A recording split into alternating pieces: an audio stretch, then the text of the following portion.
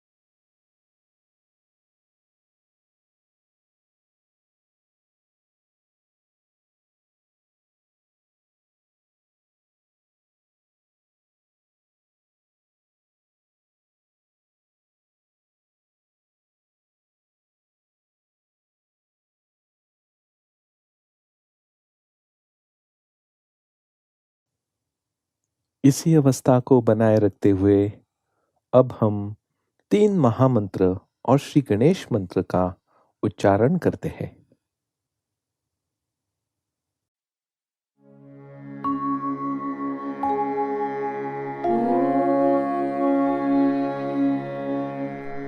त्वमेव साक्षात् Shri Mahalakshmi Mahasaraswati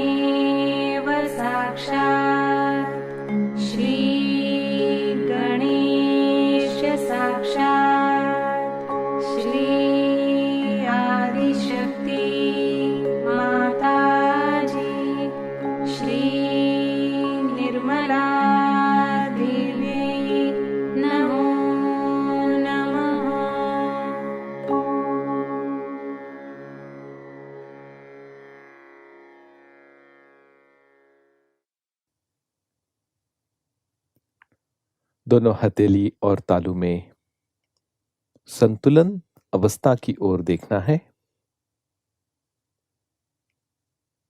right hand तालू के ऊपर रखते हुए सहस्त्रार खुलने का अनुभव देखिए।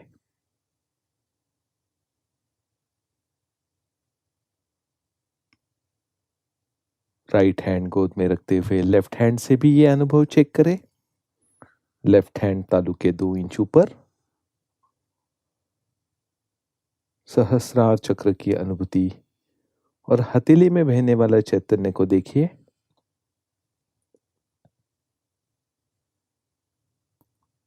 धीरे से हाथ नीचे ले।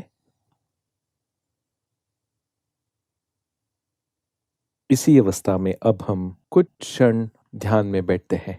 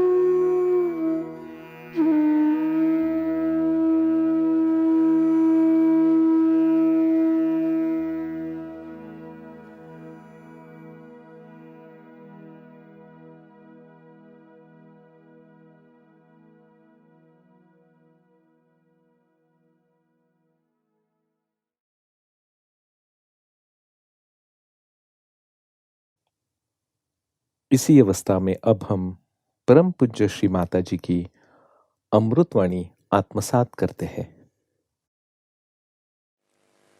कल आप लोगों को मैंने बताया कि सहयोग से कुंडलिनी किस तरह सहज में ही जागृत हो जाती है, और उसके बाद आपको अनुभव भी आया कि वास्तविक बहुत सहज कार्य। सो प्रश्न ये उठता है कि बहुत से लोगों का कहना है कि अगर ये सहज कार्य है तो माँ पहले इतना कठिन क्यों था। ये कठिन कभी भी नहीं था। शिवाजी महाराज के गुरु रामदास स्वामी, उनसे किसी ने पूछा कि कुंडलिनी जागरण में कितना समय लगता है, तो उन्होंने कहा कि तत्क्षण, उसी क्षण हो जाता है, पर देने वाला भी चाहिए और लेने वाला भी चाहिए। देने वाले तो पहले बहुत होंगे पर लेने वाले कम होंगे। आज लेने वाले हजारों हैं और इसलिए कार्य इतने आसानी से हो रहा है। आज मैं आपको आत्मा के बारे में बताना चाहती हूँ, क्योंकि आत्मा को प्राप्त करो, आत्मा को सिद्ध करो, ऐसा तो सबने बताया, पर उसका निरूपण कहीं हुआ नहीं ठीक से कि क्या आत्मा चीज़ क्या है और उससे हमें क्या क्या प्राप्त होता है। इसके बारे में इतने विशद रूप से किसी ने बताया नहीं।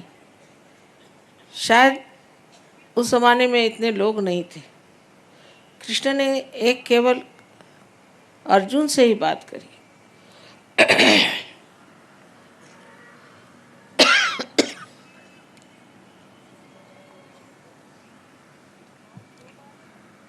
और जो बात अर्जुन से कही वो भी इस ढंग की है कि सर्वसाधारण बुद्धि का मनुष्य उसे नहीं समझ सकेगा, क्योंकि श्री कृष्ण एक डिप्लोमैट थे, डिवाइन डिप्लोमैट। वो ये जानते थे कि मनुष्य की खोपड़ी उल्टी बैठी, उसको सीधी बात बताएंगे तो कुछ समझ में नहीं आएगा, तो उल्टी तरफ से बात बताने से उसका दिमाग में बात आ जाएगी। नहीं, हजारों वर्ष पहले की बात है। तो उन्होंने 3 मार्ग बताए। अब वो बिजनेसमैन तो थे नहीं तो पहले सबसे गलत रास्ता बताते। ऐसा सस्ता माल सबसे पहले बिजनेसमैन बताएगा, तो उन्होंने सबसे बढ़िया पहले बता दिया कि तुम पहले ज्ञान को प्राप्त करो। ज्ञान को प्राप्त करने का मतलब नहीं कि आप किताबें पढ़ी। किताबें पढ़ने से कोई ज्ञान प्राप्त नहीं होता है। ज्ञान का मतलब है आपकी मज्जा तत्व पे, आपकी मज्जा संस्था जो है, सेंट्रल नर्वस सिस्टम है, उस पे आपको जानना है। ये ज्ञान है, ज्ञ। संस्कृत में शब्द है ज्ञ, जिसे आप ज्ञान कहते हैं, ज्ञानम। ये शब्द थॉमस जब आया था हिंदुस्तान, ईसा मसीह का शिष्य, तो उसने भी यूज़ किया, पर उसकी किताब 1600 साल तक लोगों ने गाड़ के रखी। उन्होंने ही गाड़ी हुई थी।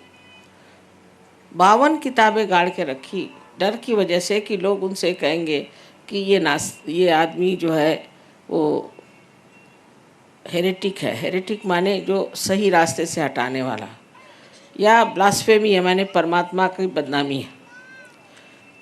उन्होंने ये बात लिखी कि परमात्मा को जानना जो है वो एक अनुभव है, और जब तक वो अनुभव प्राप्त नहीं होता तब तक आप ज्ञानी नहीं हो सकते।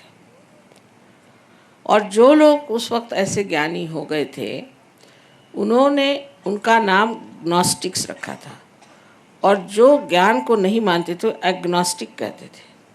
पर जैसे हर एक जगह मुल्ला या प्रीस्ट्स या अपने हिंदुस्तानी भी लोग जो हैं, जो कि अपने को धर्म के अवतार समझते हैं, इन लोगों ने चाहा कि इस टॉमस की बात को फैलने देना नहीं चाहिए और बिल्कुल उसके खिलाफत में हो गए।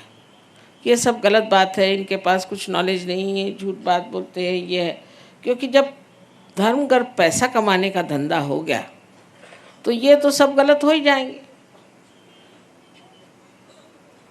और इस तरह से उन्होंने बता दिया कि ये लोग जो हैं बिल्कुल गलत हैं और इन लोगों का जो कुछ भी कहना है वो बिल्कुल परमात्मा के विरोध में, इनके पास कोई ज्ञान नहीं।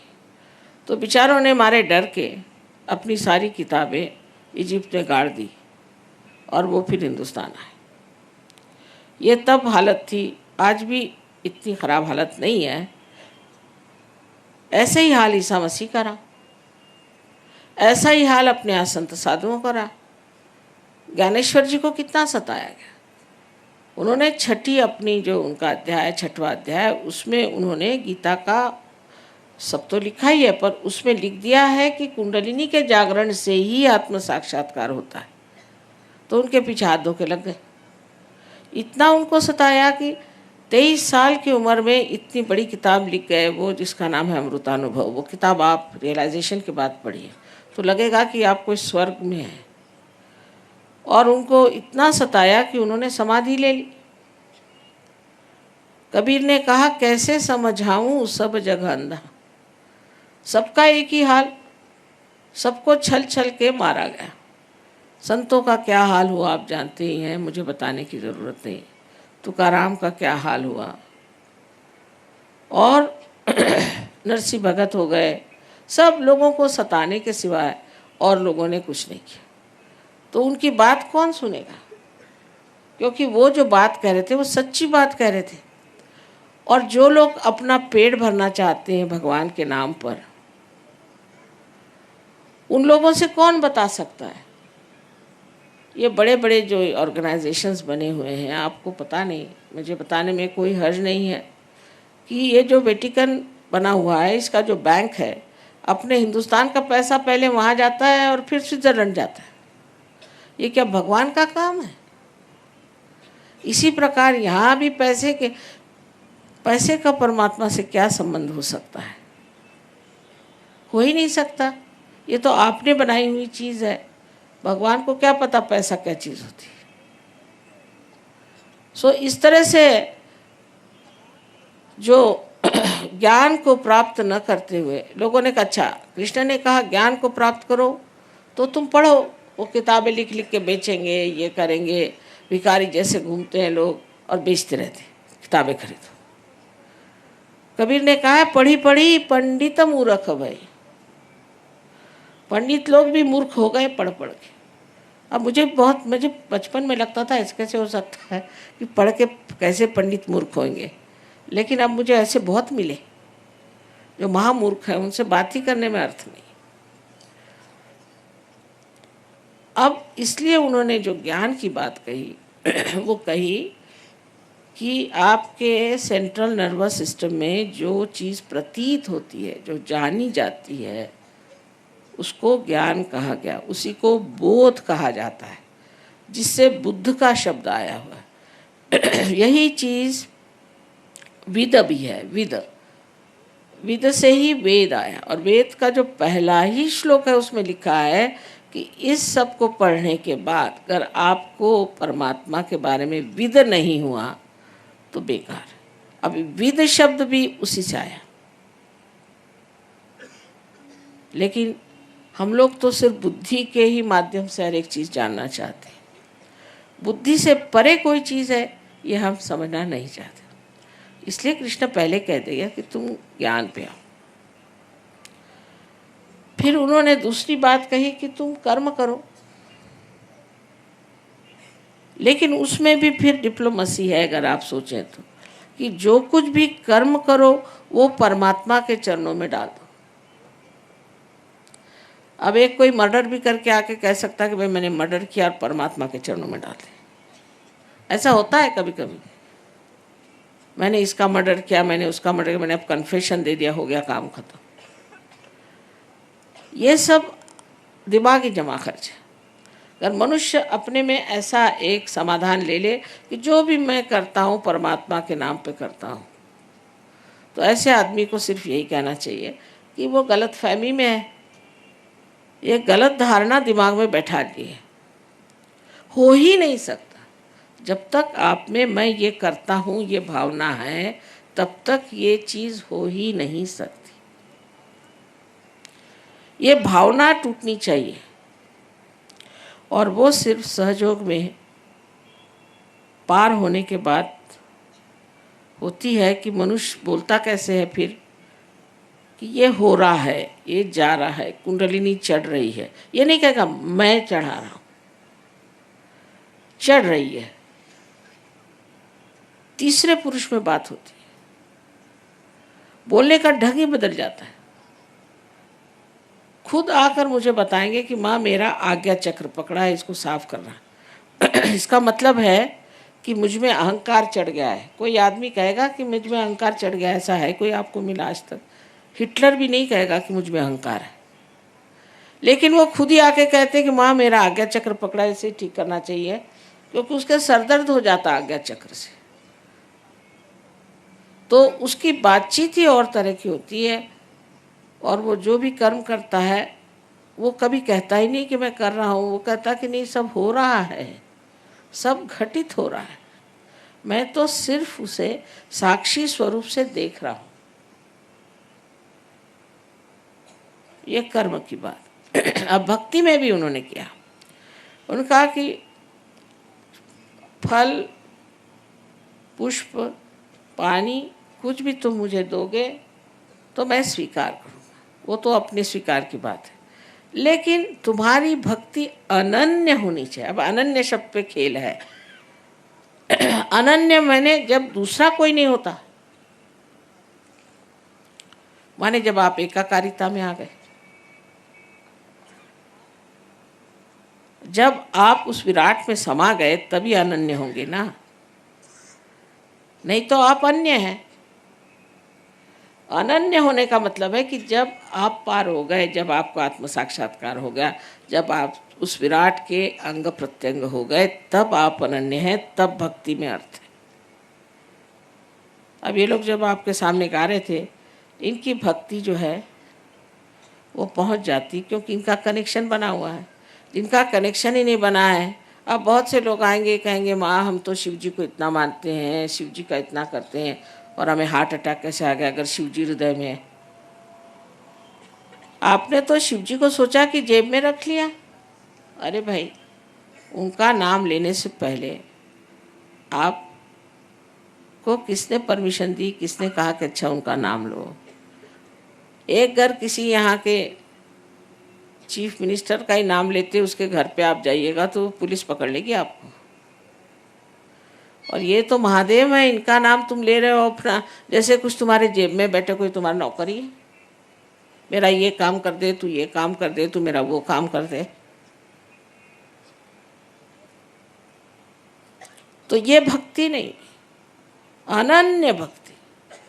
जब हम उससे योग प्राप्त कर चुके, जब हम उस महान विराट के अंग प्रत्यंग हो गए, तभी भक्ति का अर्थ लगता है, उससे पहले भक्ति का अर्थ नहीं लगता। अब उसके हिसाब से लोगों ने बनाया कि तुम भक्ति करो और पागल जैसे गाते फिरो, चिल्लाओ, गले खराब करो, कैंसर कर लो गले का, नहीं तो मंदिरों में जाओ, बल कटवाओ, फलाना करो, ठिकाना करो। उसे किसी का लाभ हुआ है क्या आज तक? हमको भी सोचना चाहिए कि ये सब चीज़ें करने से हमें कुछ लाभ हुआ है कि नहीं। और कल हमारे बच्चे खड़े होंगे कि तुम लोग पागल हो सब, ये सब करने से परमात्मा मिलने वाले। इसलिए पहले सत्य को जान लें, जिससे हमारे बच्चों को भी हम बता सकें कि सत्य ये है। और सत्य स्वरूप आत्मा है, आत्मा से ही आप सत्य को जान सकते हैं। जैसे मैंने कहा था कि एकमेव सत्य को जानने के लिए आत्मा का ही प्रकाश होना चाहिए। और आत्मा जब आपके चित्त में आ जाता है तो आपका चित्त इस कदर प्रकाशमय हो जाता है कि उस चित्त से आप जिसके बारे में भी सोचते हैं, एक कटाक्ष से भी आप दूसरों का फायदा कर सकते हैं।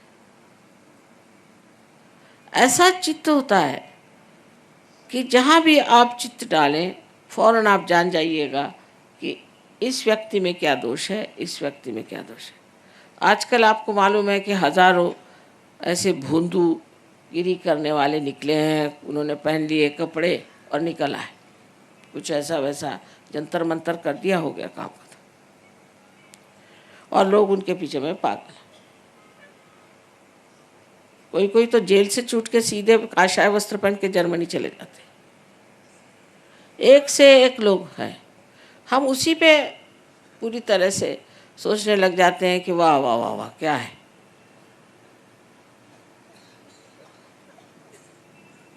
लेकिन हमारा दिमाग लगाएं इस चीज पर, अच्छा बुद्धि से ही सोचें कि हमने क्या पाया, हमको क्या मिला। मैं माँ हूँ, मैं पूछूंगी बेटे छोड़ो, तुमने ये गुरु माना है ना, अच्छा ठीक है, तुमको क्या मिला। वही गुरु को चिपके चले जा रहे हो। तुमको क्या मिला, तुमको कौन सी शक्ति मिली। किसी भी गुरु के पास जाने से कम तुम्हारी तंदुरुस्ती तो अच्छी रहे। इधर हार्ट अटैक आ रहे हैं, आंखें अंधी हो रही, किसी को कुछ हो रहा है, ऐसे गुरु किस काम के। मैं तो माँ हूँ, मैं तो कहूँगी ऐसे गुरु छोड़ो, बेकार की चीज़। ऊपर से रुपया पैसा चढ़ाओ, ये चढ़ाओ वो चढ़ाओ। सन्यासियों को रुपया पैसा काहे को चाहिए। तो ये जो भ्रम हमारे दिमाग में बैठे हुए हैं, इन भ्रम को निकालने के लिए भी हमारे अंदर आत्मा की जागृति हो तो हम फौरन समझ जाएंगे कि हमारे हाथ में ही हम समझ जाएंगे। उंगलियों के इशारे पे कोई आदमी आपके सामने खड़ा कर दीजिए, बड़े ढोंग रच के आया हो, फौरन आप समझ जाएंगे कि महा ढोंगी। मेरी नातिन है, छोटी सी थी, 5 साल की। तो मेरी लड़की और दामाद गए थे लद्दाख। वहाँ पे गुरुजी बन के बैठे हुए थे एक ढेले पर। वहाँ के वो उस जगह के वो बड़े भारी गुरुजी थे, और सब जाए उनके सामने, झुक जाए। इससे रहा नहीं गया। फिर उसके माँ बाप भी गए, उन्होंने देखा सभी झुक रहे, मैं नहीं झुको तो कैसे। जाके खड़ी होकर उनके सामने सीना तान कहती कि तुम क्या सबसे पैर छुआ रहे हो, तुम तो पार भी नहीं हो, साफ कह दी। अब ये माँ बाप जरा गड़बड़ा गए कि ये कह। एक बार रमन महर्षि के प्रोग्राम में मुझे बुलाया था। रमन महर्षि बहुत ही पहुँचे पुरुष थे, इसमें कोई शक नहीं। लेकिन उनके यहाँ डिसाइपल्स जो है भगवान ही बचा रखे, ना किसी में रियलाइजेशन है, नहीं किसी को अक्ल है, ना कुछ, ना किसी ने कुंडलिनी की बात करी, ना किसी ने कोई आत्म साक्षात्कार की बात, कुछ नहीं, बेकार की बात है। तो एक साहब बड़ा भारी चोगा पहन के बैठे थे, कोई रामकृष्ण आश्रम के कोई बैठे थे, बड़े भारी मठाधीश। तो हमारी ग्रैंड डॉटर एक थी, दूसरी वो बैठी थी। तो उसने देखा फिर उठ के खड़ी हुई सामने बैठी थी। बहुत से सहयोगी भी थे। नानी ये मैक्सी वाले को यहाँ से भगाओ, मुझे बड़ी गर्मी आ रही है, मैक्सी वाला। तो हमारी पहचान क्या, कौन को आपका गुरु हो सकता है? वही हो सकता है सदगुरु, वो ही जो साहिब मिली है। नानक साहब ने कहा है वही सदगुरु है जो आपको परमेश्वर से मिलाता है, जो सिर्फ परमेश्वर की बात करता है, आत्म साक्षात्कार को ही सब कुछ समझता है, वही सदगुरु है। और जिसको आप खरीद नहीं सकते, जिसको आप खरीद सकते हो आपका नौकर चाकर, उससे भी बदतर है।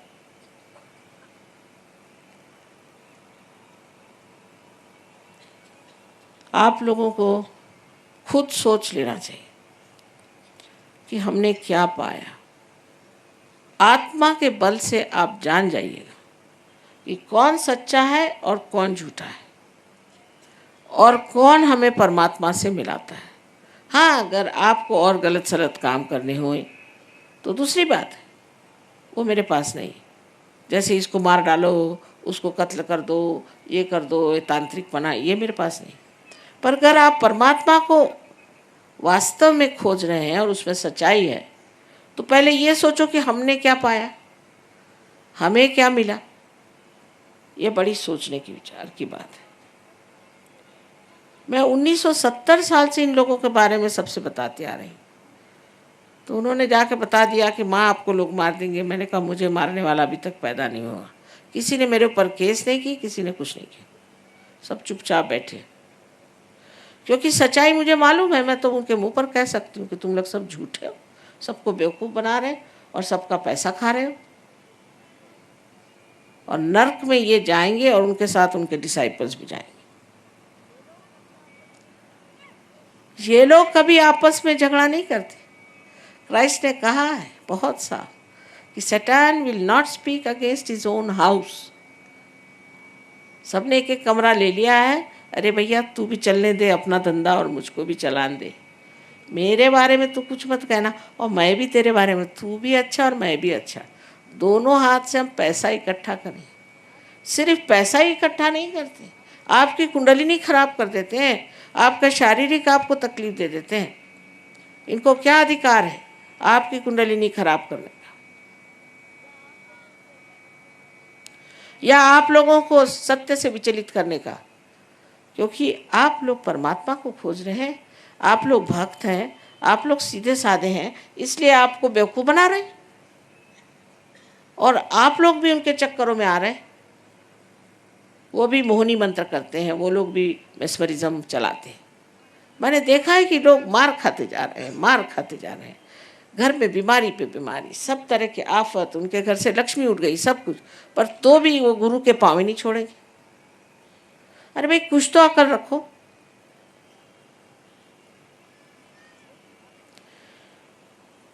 लेकिन आत्म साक्षात्कार के बाद आप समझ जाएंगे, मुझे कुछ कहना नहीं पड़ता, आप अपनी बात कहेंगे भगवान बचाए। अभी आपने डॉक्टर तलवार को देखा होगा, कल ऐसे ही चक्कर में थे वो, जो भागे वहाँ से तो उनका सारा खानदान, उनके सारे मित्र सब वहाँ से भागते। बड़े बड़े नाम, बड़े बड़े उनके घर, बड़े बड़े महल, ये सब होंगे। इससे कोई भगवान मिलने वाले हैं? अब इस चीज़ से सतर्क हो जाए, क्योंकि आप लोग विशेष लोग हैं। इस वक्त आपका जन्म हुआ है, आपको परम पद मिलने वाला है, और आप कोई सर्वसाधारण लोग नहीं कि जो अपने को ठगा लें या आपको नाश की ओर ले जाए।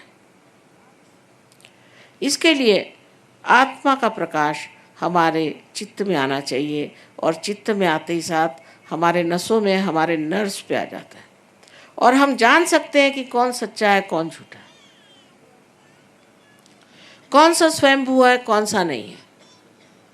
हर एक चीज़ को हम खूब अच्छे से पहचान सकते हैं, क्योंकि अब हमारे अंदर अंधापन नहीं रह गया, अब हमारी आंखें खुल गई।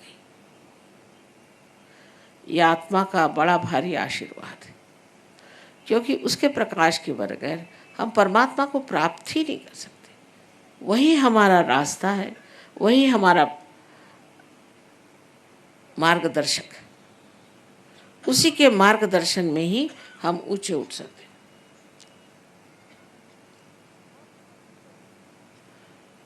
और सबसे बड़ी चीज़ आत्मा की जो है वो ये कि आपको वो आनंद के सागर में ढकेल लेता। आत्मा का आनंद एक अपना विशेष है। अब ये लोग देखिए सब रईस घरों के हैं, यहाँ जो आए के पास मोटरें हैं, सब घर वर है, सब कुछ। अब यहाँ बेचारे कैसे भी रह रहे, 7-8 दिन से तो ट्रेनें में रह रहे, और कुछ पूछो तो नहीं ना, हम तो बड़े आनंद में हैं माँ। क्योंकि आत्मा का जो आराम है, कंफर्ट है, वो बहुत बड़ी चीज़ है। फिर दुनिया भर की चीज़ों से कोई मतलब नहीं। आपकी ईर्ष्या, आपकी घृणा, किसी से कोई सी भी ऐसी गंदी भावनाएं सब फटकती ही नहीं। कोई है अपनी जगह, कोई दूसरा अपनी जगह, कोई एक दूसरे की गर्दन नहीं काटता, कोई एक दूसरे को सताता नहीं, बस उस आनंद के सागर में सब मौज से रह रहे हैं। अब 55 देशों के लोग हैं। गणपतिपुणे में हमारा सेमिनार होता है जहाँ सब आएंगे, अभी भी आए हैं पर और आने वाले।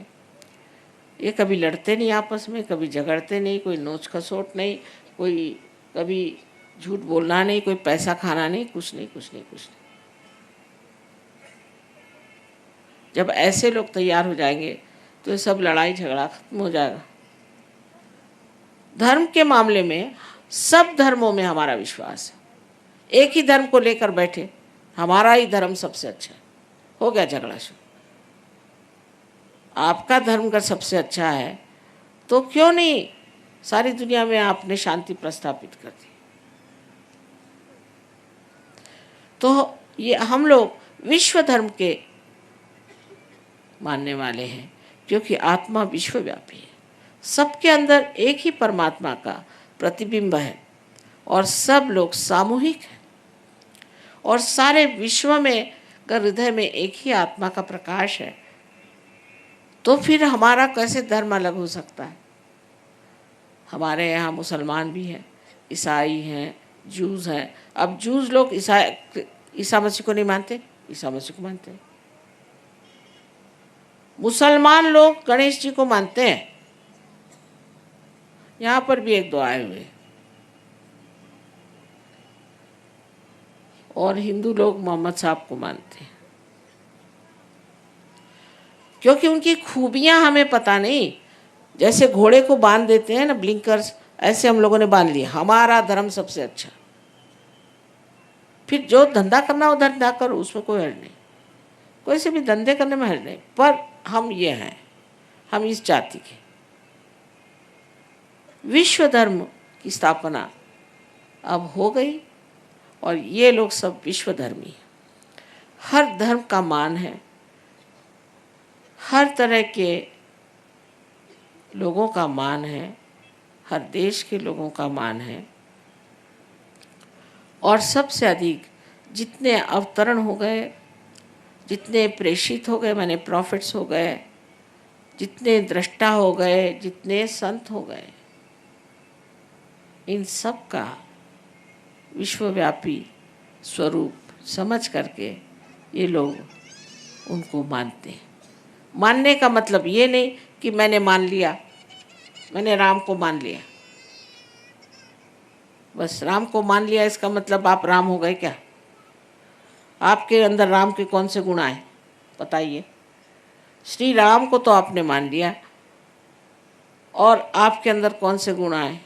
अभी एक साहब मिले थे बड़े भारी मिनिस्टर, कहे श्री राम को मैं मानता हूँ, अपना भतीजा, अपना भांजा, अपना ये, उसको सबको नौकरी लगा रहे हैं। मैंने कहा उन्होंने तो अपनी बीवी को तक छोड़ दिया और आप ये सब रिश्तेदारी लगा रहे हो, तो कहाँ से राम को मानते हो? मैं तो राम को मानता हूँ। माने राम बड़े कि आप? इस तरह की हम अपने साथ छलना करने से कोई फ़ायदा नहीं। हमें अपने साथ बड़ी ईमानदारी रखनी चाहिए और इस ईमानदारी में हमें एक प्रेम से सोचना चाहिए कि भाई हमने अपने लिए क्या किया, हमने अपने लिए क्या माना, हमने अपना कौन सा उद्धार कर लिया, हम कौन से ऐसे विशेष प्रदेश में गए, ऐसे कौन से महान उच्च विचारों में हम अपना जीवन व्यतीत कर रहे हैं। ऐसा तो कुछ हुआ नहीं, तो फिर मान लेने की बात क्या? मानने का मतलब है कि हमारे जीवन में उसका प्रतिबिंब दिखना चाहिए, लोगों को दिखाई देना चाहिए कि आपने अगर किसी को मान लिया है तो आप में भी उसकी कोई न कोई छवि है, उसका कोई न कोई अर्थ है, वो कोई न कोई मतलब रखता है, उसका आपके जीवन में भी कोई न कोई प्रादुर्भाव है। जब तक ये चीज़ नहीं दिखाई देगी तब तक आप किसी को भी मानते रहें, मंदिरों में जाएं, चाहे मस्जिदों में जाएं, चाहे गिरजों में जाएं, चाहे दरबार साहब पढ़ें, सब एक ऐसी चीज़। उससे अब बच्चों में ये बात आ गई कि क्यों ये सब करें हम, और सही भी बात है क्योंकि वो बुद्धि लगाते हैं। आपको चाहिए कि अब धर्म को आप पूरी तरह से जानें और इस धर्म को क्यों पालन करना है। क्यों धर्म को पालन करने को कहा था? क्योंकि जब तक धर्म के सहारे हमारे अंदर संतुलन नहीं आ जाएगा तब तक हमारी उड़ान नहीं हो सकती, हम चढ़ नहीं सकते, हम बढ़ नहीं सकते। इसलिए इस संतुलन के लिए इन्होंने कहा था कि धर्म में रहो, पर सहयोग में आप अधर्मी भी हो कोई हर्ज नहीं। आपको पहले संतुलन में बिठा देंगे और फिर आपको उड़ा देंगे। रिपेयरिंग शॉप है सहयोग, सब तरह का इंजीनियरिंग इसमें होता है। कोई अगर राइट साइडेड है तो उसको राइट साइड में बिठा, लेफ्ट साइड में करके बीच में ले आएंगे, बस बीच में ला के और बीच में आते साथ उसकी कुंडली जागृत हो जाती है। कुछ ज़्यादा नहीं करना पड़ता। आपकी जो भी मशीनरी जैसी भी हो वो सब ठीक करने के यहाँ माहिर लोग हैं और एक दिन आएगा आप भी सब ठीक कर लेंगे बगैर स्क्रू ड्राइवर किसी चीज़ के, आप सबके स्क्रूज ठीक कर देंगे। या आपके अंदर शक्ति आ जाएगी बिल्कुल, और ये आते ही साथ देखिएगा आप, एक आदमी हजारों लोगों को पार कर सकता है। कुछ आप कम है किसी से?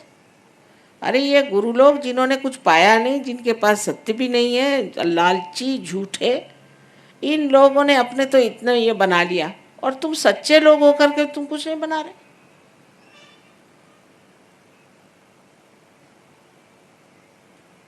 अपनी शक्ति को जानो। मुझको मान लेने से कुछ फायदा नहीं, मुझको मानने से क्या फायदा है? कुछ भी नहीं। आपकी शक्ति को मानो, उसको जगाओ और उसके शक्ति स्वरूप हो जाओ। तो आज मैंने आपसे बताया है कि आत्मा से आपको किस तरह से आपका चित्त आलोकित हो जाता है और आप सत्य को किस तरह से जानते हैं और किस तरह से आप आनंद में विभोर हो जाते हैं। ये सब चीज़ें वास्तविक में होती हैं। ये कुछ मैं ऐसी बातें नहीं बता रही हूँ कि जिससे बच्चों को माँ भुलाती रहती है। वास्तविक सच्ची बात है और ये सब आप सब कुछ प्राप्त कर सकते हैं, बहुत आसानी से प्राप्त कर सकते हैं। सिर्फ ये है कि अपने साथ सच्चाई रखो और अपने को किसी के हवाले मत कर दो। अब क्या करूं, मैं इस गुरु का शिष्य हूँ। क्या तुम इसलिए पैदा हुए थे कि इस गुरु के शिष्य बने रहो जिंदगी भर?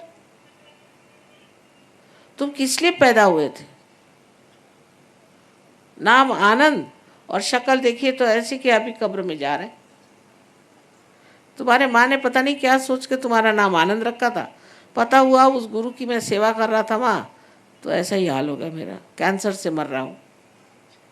अगर तुम कैंसर से मर रहे हो तो तुम्हारा गुरु क्या कर रहा है?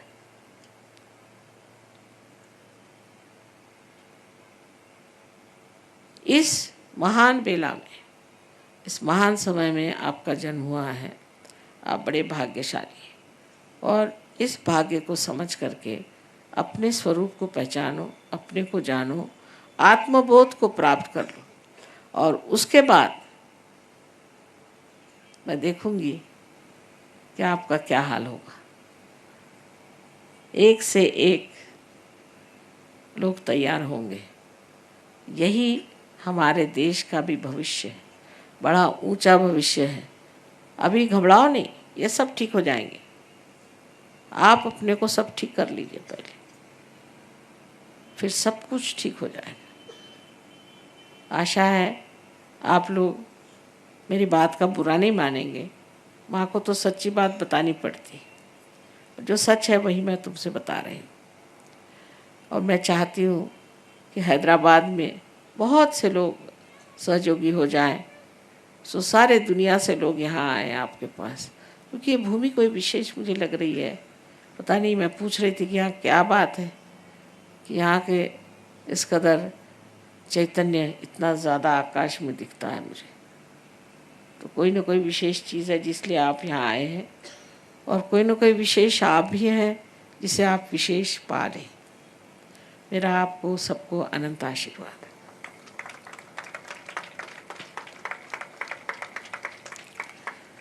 मैं 1 साल बाद आऊँगी, मेरा तो साल से पहले आना होता नहीं है। लेकिन तब तक आप लोग बड़े बड़े वृक्ष हो जाइए, और यहाँ जो सहयोगी लोग हैं उनकी बातें बुरा नहीं मानना, अगर वो कुछ बताएं तो बुरा नहीं मानना। वो लोग भी ऐसे ही थे, फिर वो लोग भी ठीक हो गए, और अब आप लोग भी सब ठीक हो जाए।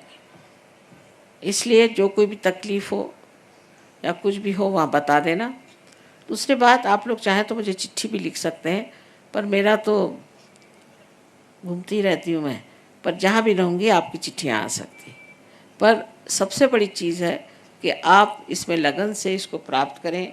सारा ज्ञान आपको फ्री मिलेगा, बिल्कुल उसमें कुछ करने का नहीं, पर आपको थोड़ा सा समय देना पड़ेगा। समय ये कि आप जाएं प्रोग्राम में, वहाँ लोगों से मिलें, उनसे बातचीत करें और प्राप्त कर लें। अब इसके बाद हम लोग कुंडलिनी जागरण का प्रयोग करेंगे। जिन लोगों को कुंडलिनी जागरण नहीं चाहिए, उन पे बिल्कुल ज़बरदस्ती हो ही नहीं सकती, क्योंकि ये जीवंत क्रिया है। मैंने कल भी कहा था, जैसे एक बीज है, उसको अपने ही आप पनपना पड़ेगा, उसके लिए कोई ज़बरदस्ती आप नहीं कर सकते।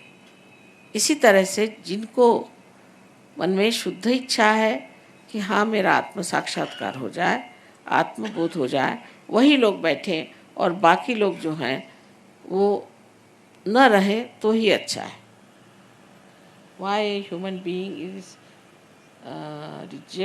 objected to cosmic illusion? ये प्रश्न ठीक है कि माया क्यों, मनुष्य पे माया क्यों आती है।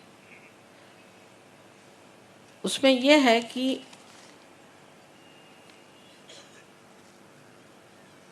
मनुष्य की जो उत्क्रांति है वो धीरे धीरे हुई, इवोल्यूशन धीरे धीरे होकर मनुष्य की स्थिति में है। अब मनुष्य की स्थिति आने पर उसे एकदम से स्वतंत्रता दे दी गई कि अब तुम खोजो। अब वो उसमें गलती करता है, कभी ठीक चलता है, कभी जैसे समझ लीजिए मोटर आप चला रहे हैं, तो पहले आप कभी ब्रेक चलाते हैं तो गाड़ी नहीं चलती, एक्सेलरेटर दबाते हैं तो बड़े ज़ोरों में गाड़ी चलती थी, फिर वो बैलेंस करते हैं। तो सीखने के लिए ज़रूरी है कि इल्यूजन हो, नहीं तो आप सीखेंगे ही नहीं। मनुष्य इतना हठी है कि उससे अगर कहा जाए यही एक रास्ता चलो, इससे कभी नहीं जाएगा। इससे जाने को कह रहे मैं उसी से जाऊंगा। बड़ा हठी जीव है मनुष्य, इसलिए उसको इल्यूजन की जरूरत है।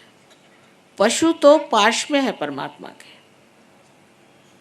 लेकिन मनुष्य इल्यूजन के बगैर समझ नहीं सकता, वो आगे जाएगा ही नहीं। हठी जीव है, और ऊपर से उसको स्वतंत्रता है, चाहे तो वो नरक में जाए और चाहे तो वो स्वर्ग में जाए। अब कहो कि यही रास्ता स्वर्ग का है, तो कह नहीं मैं तो नरक के रास्ते जाऊँ। जाओ भाई, अब करे क्या, जबरदस्ती तो हो नहीं सकती। इसी निर्विचार अवस्था में अब हम कुछ क्षण निशब्द ध्यान करते हैं।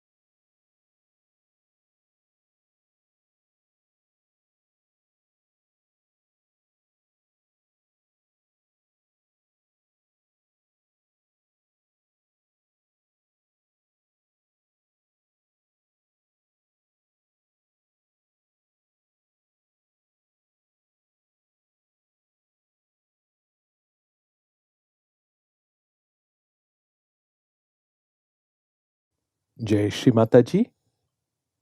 श्री माता जी के चरणों पर प्रार्थना अर्पित करते हैं। परम पूज्य श्री माता जी, कृपावंत होकर हमें श्री गणेश जैसा अबोध बनाइए। एक माँ के प्रति जो बच्चे का समर्पण होना चाहिए, ऐसा समर्पण हमें दीजिए।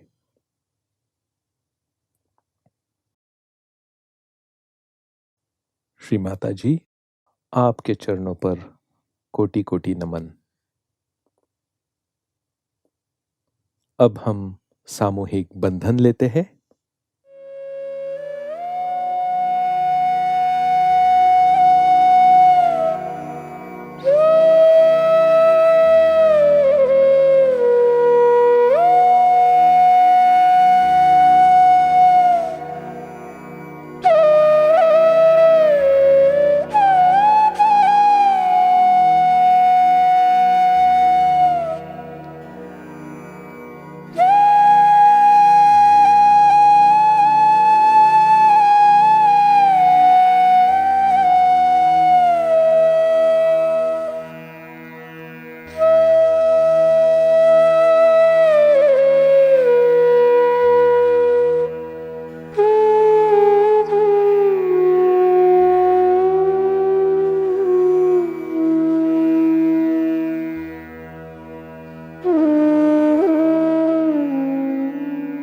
आज का ध्यान सत्र यहीं पर समाप्त होता है।